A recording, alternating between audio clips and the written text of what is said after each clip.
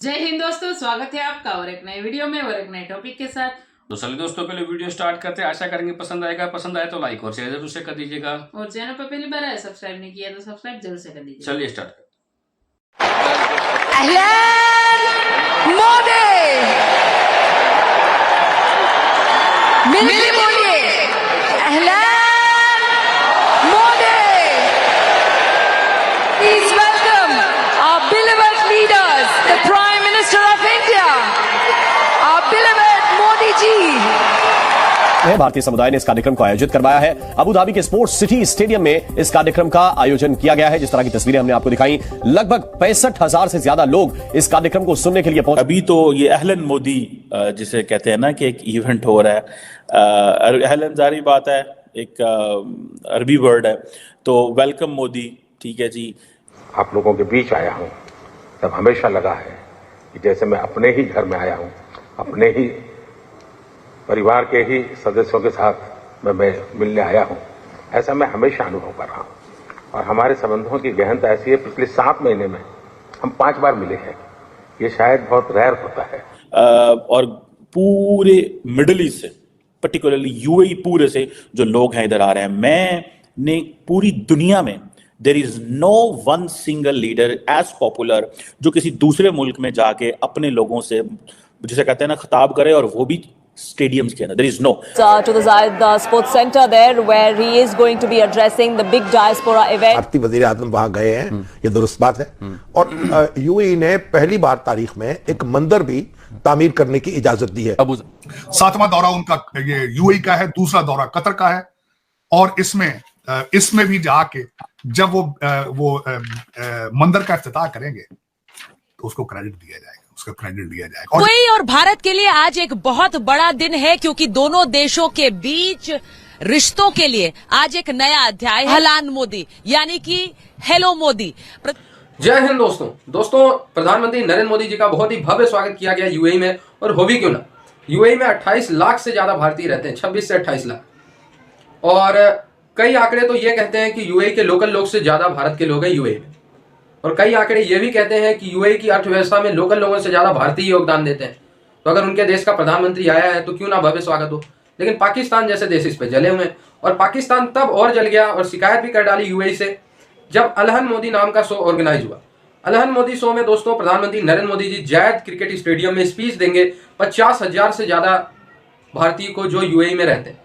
पाकिस्तानियों की इस पे जल गई कि भाई अहलन मोदी नाम का शो ऑर्गेनाइज क्यों करा। एक बार पास्ट में भी पाकिस्तानियों ने ऑब्जेक्शन उठाया था जब हमारे कोई लीडर गए थे यूएई, फिर भी यूएई ने नहीं सुनी। आज भी यूएई ने पाकिस्तानियों की बात नहीं सुनी। और दोस्तों प्रधानमंत्री नरेंद्र मोदी जी एक ऐसे व्यक्तित्व हैं जो किसी भी देश में जाते हैं, वहां पे जितने भी भारतीय लोग होते हैं वो प्रधानमंत्री नरेंद्र मोदी जी की स्पीच सुनने के लिए उत्सुक रहते हैं। और यूएई में 50,000 सीटें तो रिस्ट्रिक्ट की गई, रजिस्ट्रेशन लाखों की तादाद में हुई थी, लेकिन सबको सीट नहीं मिल सकी। इसलिए सिर्फ अहलन मोदी शो में 50,000 लोग ही आ सके। Shri Narendra Modi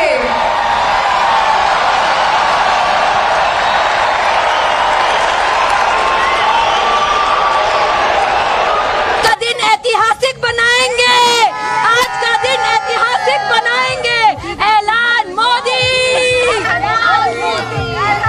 You know, procession ये अबू धाबी यूएई के हिस्ट्री में फर्स्ट टाइम होने जा रहा है एंड वी आर प्राउड कि हम इस हिस्ट्री का पार्ट बन रहे हैं। और ये जो अहलन, वो जिसे कहते हैं ना, अहलन मोदी, ठीक है जी। और पूरे मिडल ईस्ट से, पर्टिकुलरली यूएई पूरे से जो लोग हैं इधर आ रहे हैं। मैंने पूरी दुनिया में there is no one single leader as popular जो किसी दूसरे मुल्क में जाके अपने लोगों से, जिसे कहते हैं ना, खिताब करे, और वो भी स्टेडियम्स के अंदर। There is no. सो अहलन मोदी। मैं आपको मजे की बात बता रहा था। मैं was just reading a book Pakistan की फॉरेन पॉलिसी पे, और अभी तो ये अहलन मोदी जिसे कहते हैं ना कि एक इवेंट हो रहा है। अहलन जारी बात है, एक अरबी वर्ड है, तो वेलकम मोदी। ठीक है जी। बहुत पहले मुझे याद है कि एक दफ़ा I think Indian prime minister कहीं मिडल ईस्ट में गए, तो पाकिस्तानी जो लीडरशिप है, जब उनको वेलकम किया गया वहाँ पे, तो उन्होंने उनको वेलकम किया आई थिंक सैयद कह के, यानी कि सरदार कह के, Syed. I think if I am not wrong, तो नेहरू साहब थे, उनको सैयद करके वेलकम किया गया कि अल सैयद अल नेहरू, मतलब सरदार नेहरू, दैट्स हाउ द अरबी कल्चर में वेलकम करते हैं।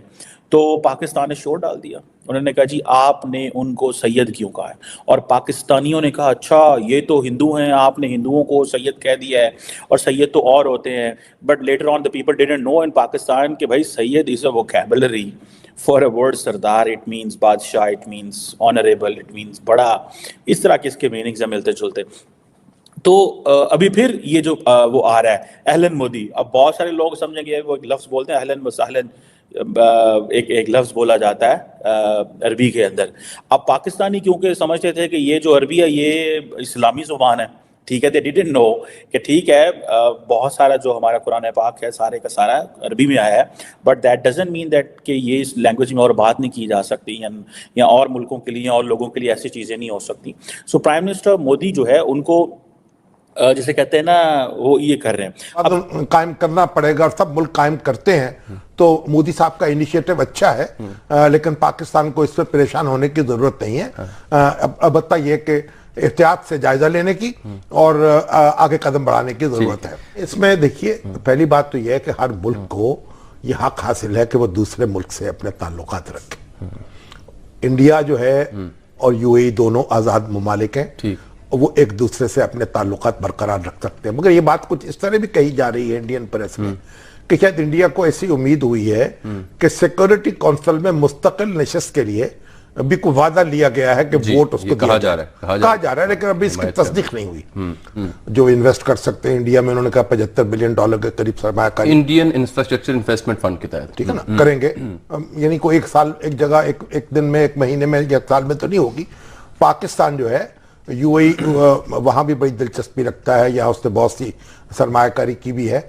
पाकिस्तान को ये देखना चाहिए कि वो दो तरफा ताल्लुकात को किस तरह मजबूत बनाया जाए, और यूएई की कितनी सरमायाकारी यहाँ हो सकती है। जब यहाँ हालात बेहतर होंगे तो मेरा ख्याल सरमायाकारी के मौके भी ज़्यादा बेहतर हो जाएंगे। तो हमें ज़रा बड़ी एहतियात के साथ हमारी जो हुकूमत है उसको जायजा लेना चाहिए। और बड़ी खबर जो आ रही है कि इंडिया यूएई जो है वो भी एक एग्रीमेंट साइन कर रहे हैं for interlinking domestic debit credit card, ठीक है जी। इंडिया का है रुपे और यूएई का है जेवान। अब ये तो हो रहा है, फिर यूएई जो है वो एक साइन एग्रीमेंट कर रहा है कि जो इंस्टेंट पेमेंट सिस्टम का है, ये इंडिया का यूपीआई और आनी जो है वो यूएई के, ठीक है जी। और आपको पता है कि यूएई और दोनों ने पहले एक inter governmental framework agreement already मौजूद है इंडिया मिडल ईस्ट कॉरिडोर के हवाले से। So India UAE already they have agreed on bilateral investment treaty. So एक तो ये चीज देखें कि वो किस तरह प्राइम मिनिस्टर मोदी प्योरली इस हवाले से काम कर रहे हैं, इकोनॉमी के ऊपर काम कर रहे हैं। और सुनने में आ रहा है कि जो जिसे कहते हैं ना कि शेख मोहम्मद बिन ज़ायद अल नहयान जो हैं उन्होंने अपना वो जो कार्ड है जो जेवान जो है वो प्राइम मिनिस्टर मोदी को दिखाया। प्राइम मिनिस्टर मोदी ने आई थिंक अपना कार्ड उनको दिखाया है। So that's how the nations need to connect.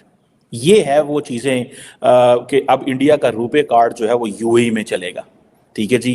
और इससे पहले आपको पता है कि रुपे जो है वो मॉरिशस और श्रीलंका में जो है वो इनॉग्रेट किया गया था।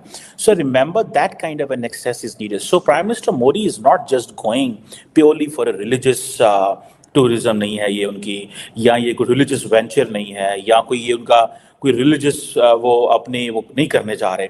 लेकिन क्वेश्चन ये आता है जो मैं अपने पाकिस्तान के मौलवियों अक्सर कहता हूँ कि हमने मिडल ईस्ट को प्योरली सिर्फ और सिर्फ हमने मिडल ईस्ट को सिर्फ और सिर्फ एक ही लेंस से देखा था, और वो लेंस था मजहब। और दूसरा हमने देखा इनको निचोड़ो, इनके रियाल खाओ, इनके दिनार खाओ, इनकी जो करेंसी है वो खाओ, इनको बताओ हम मुसलमान हैं, हम एक हैं, हम एक कौम है।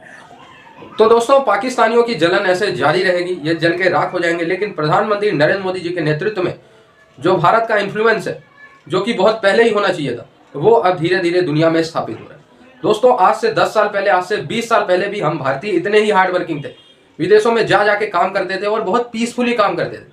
उनके अर्थव्यवस्था में भी योगदान भी दे रहे और कुछ कह भी नहीं रहे। उनके अर्थव्यवस्था में योगदान दे रहे और हमें जो पैसा मिल रहा है बस, ठीक है। वहां जाके ना मार झगड़ा, ना लड़ाई, ना कुछ, ना वहां रोड पे दंगे, ना आगजनी, कुछ नहीं करते। इसी वजह से दोस्तों भारतीय इतना शांत प्रवृत्ति के होते हैं कि उनको धक्के मार के कुछ बोल भी देते थे तो भी हम शांत रहते थे, और उनके हार्ड वर्क को विदेशों में रिकॉग्नाइज ही नहीं किया जाता। लेकिन दोस्तों जब से प्रधानमंत्री नरेंद्र मोदी जी की सरकार आई है, मैंने एक चीज देखा, जहां जहां भारतीय काम करते हैं, अपने श्रम का योगदान करते हैं, जिन जिन देशों में, उनके महत्व को अब प्रधानमंत्री नरेंद्र मोदी जी बताते हैं। यूएई में जाके उन्होंने ये बताया कि यूएई भारत को नहीं दे रहा, भारत के लोग यूएई को दे रहे हैं। भारत के लोग यूएई में काम करके उनकी अर्थव्यवस्था को बढ़ा रहे हैं। यूएई ने कोई उपकार नहीं किया है। फॉर एग्जाम्पल, हालांकि दोनों ने बराबर किया है, ठीक है, लेकिन ऐसा तो नहीं होना चाहिए ना कि एक जो है एक तरफ से मदद किया जा रहा है और तुमको नहीं, भागो भागो। पहले ऐसा होता था, भारतीय जाके काम भी करते थे और उनको गालियां भी पड़ती थी, सम्मान नहीं होता था। लेकिन प्रधानमंत्री नरेंद्र मोदी जी के नेतृत्व में सम्मान मिला है। आज दुनिया में भारतीयों को अलग। बाकी वीडियो कैसी लगी कमेंट में लिखकर आप हमें जरूर बताइएगा। फिलहाल हम आपसे विदाई ले रहे हैं, लेकिन मिलते हैं और एक नई वीडियो में आपके साथ। टिल देन, जय हिंद, जय भारत।